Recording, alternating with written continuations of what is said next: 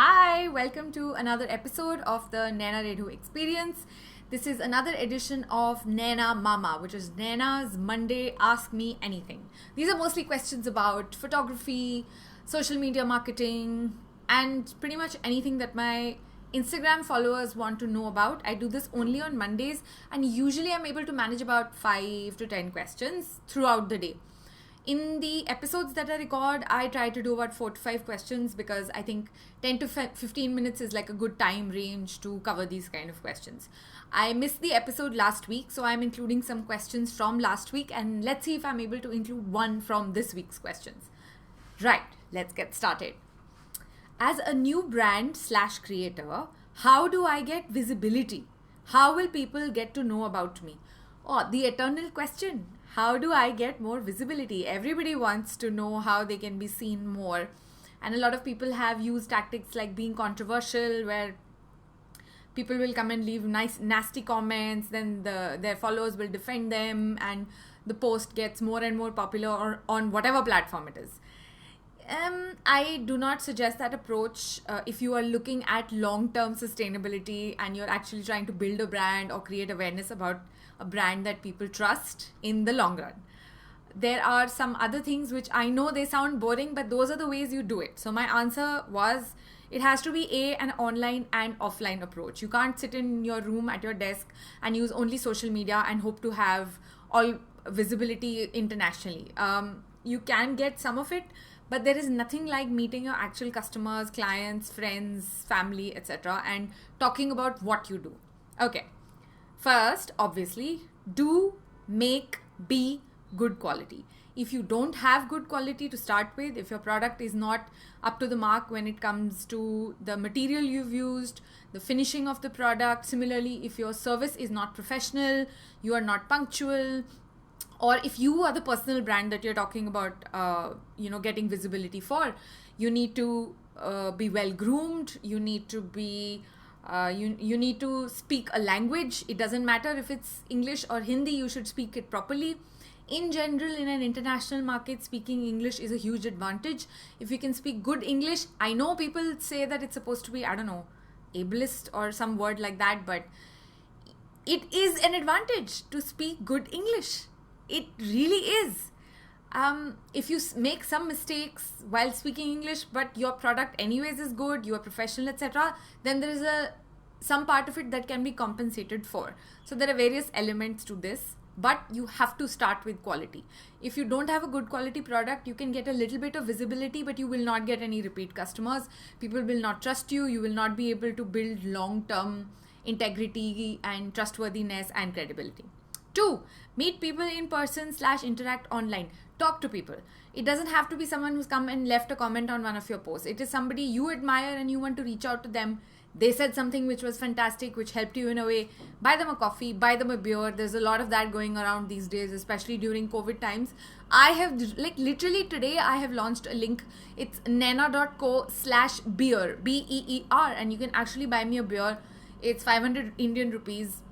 If you've ever found a single podcast episode useful, or you found a blog post useful, or if you found a video useful at any time over the last 16 years since I've been putting these out, all you have to do is just buy me a beer. You'll get a personalized email from me. It always makes me happy that I'm like, yeah, I sold another product. Interact with the people that you follow online, and obviously keep it professional. It shouldn't be like creepy. It needs to be in a certain way. So again, language matters. Tone matters. When you reach out to them matters. Things like that. But interact with them.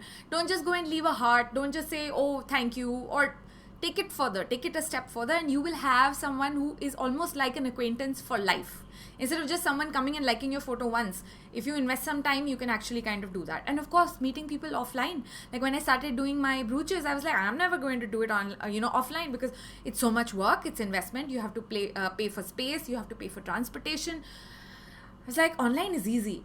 But I did my first art exhibit, and in 2 days I sold, I think, 8 or 9 brooches, which usually doesn't happen online. So that's crazy that you're able to do that offline on ground. Sure, there's a investment of some sort, but then now those are also people who actually just met me. They haven't just purchased the brooch, they've actually met the artist who made it. So that makes a bit of a difference. 3, talk about what you do consistently and share. You are doing something every day to further your cause, to further the cause of your employees, to further the cause of your brand. You're involved in a community. Everyone, all of us do something every day. Even if it is as simple as waking up in the morning, looking outside the window, appreciating the blue sky or the birds chirping, you're doing something. Find a way to talk about it without sounding like someone who has nothing better to do in life. If your brand has accomplished something, talk about it, share news, share behind the scenes, constantly, consistently, all the time, continually, share.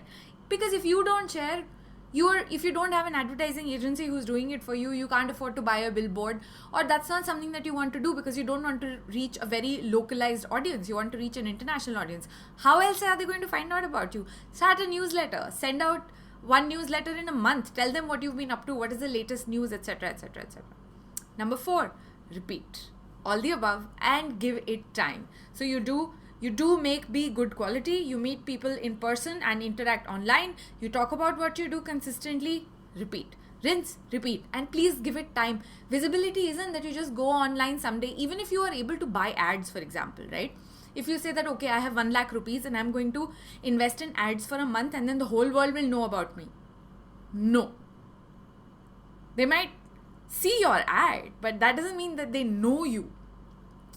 You have to define what visibility means for you. I always insist, I want more visibility. What does visibility mean in very specific terms?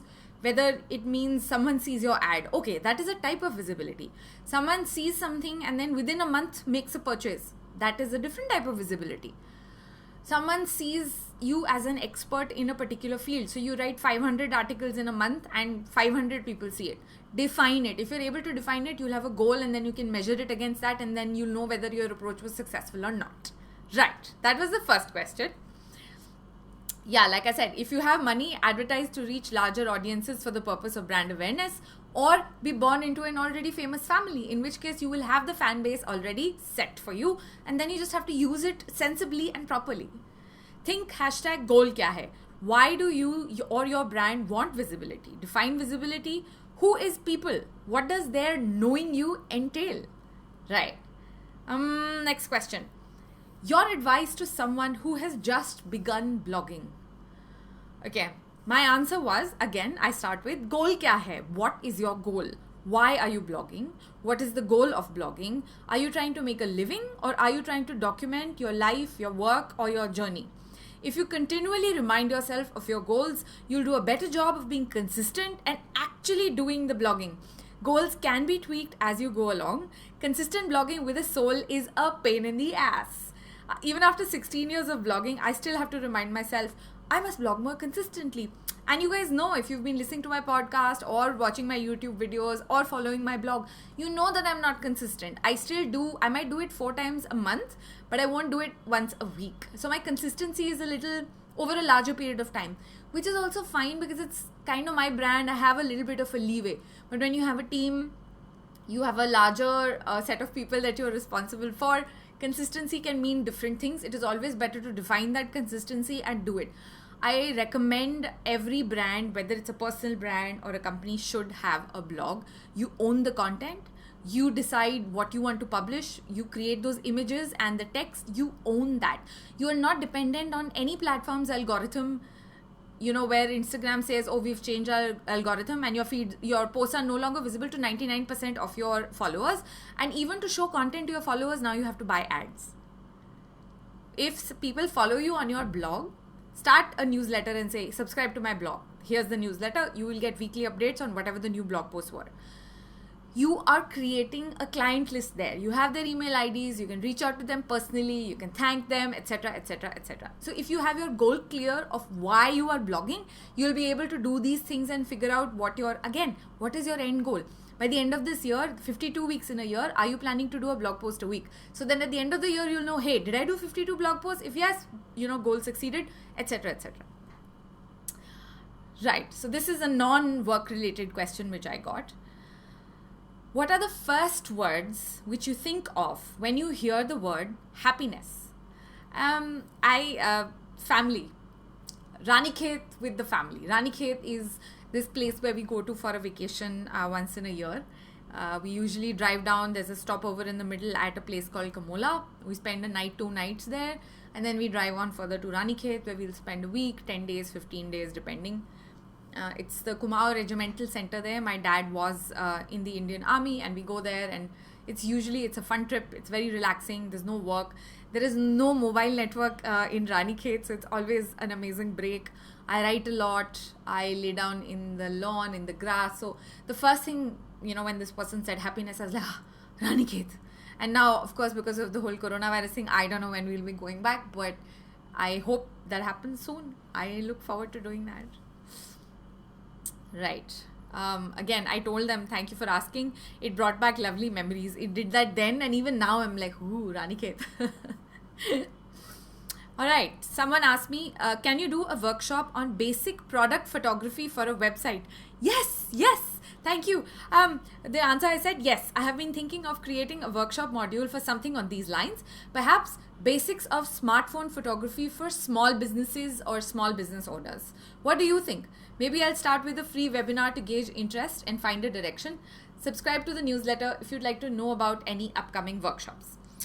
Yes, so I am currently obviously doing a workshop which tells you how you can bring your brand online and how you can build your brand online using social media, social platforms, blogs, etc., etc.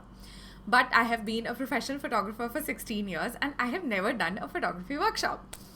So I am thinking of doing this. I will probably be announcing the workshop dates for July. It will probably be in the second week of July.